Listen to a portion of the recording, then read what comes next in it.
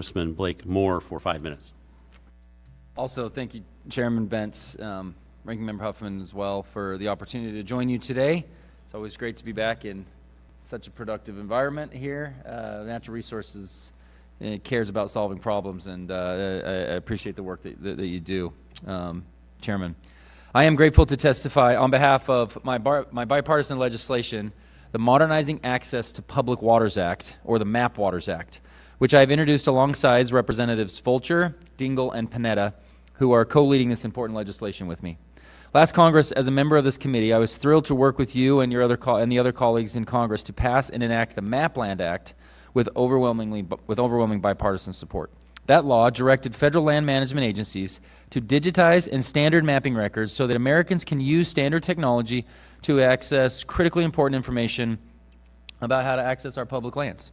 Today, we're working to build on that momentum from MAPLand by considering the MAPWaters Act, which will similarly digitize critical data to help anglers, boaters, and hunters make better sense of the rules and regulations that they must abide by while enjoying our federal waterways. Those who live in or have visited my home state of Utah know that some of life's best moments can be spent in our incredible outdoors, some of Idaho's incredible outdoors, but particularly Utah. And across the nation, outdoor recreation brings us together. These hobbies, passions, and jobs motivate and inspire us while keeping us healthy and happy. According to the Utah Office of Outdoor Recreation, the outdoor economy contributes more than $6.1 billion to our economy and employs more than 66,000 people. Our role here in Washington is to promote sound policies that enhance the way our government manages these resources so they better meet our shared goals that promote access, stewardship, and coordination. My constituents have made it clear to me that there is a dearth of accessible information regarding which waterways are available to the public, locations of best access points, and other relevant information that would make it so much easier to enjoy our public waters. Furthermore, thousands of files concerning America's waterways exist only in paper form, making it would-be excursions actually needlessly difficult. No one wants to make this more difficult, and we have these barriers that exist. That was part of such success with MAPLand last Congress and why we're trying to build on that.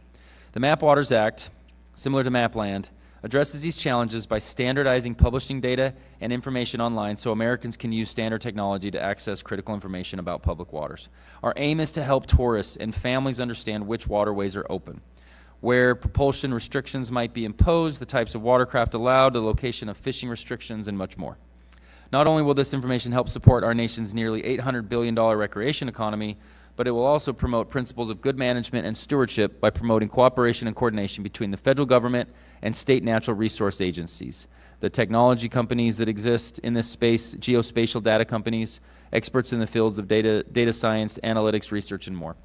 Thank you again, Chairman Bentz and Ranking Member Huffman, for holding this hearing, and I appreciate the opportunity to join you today, and I yield back.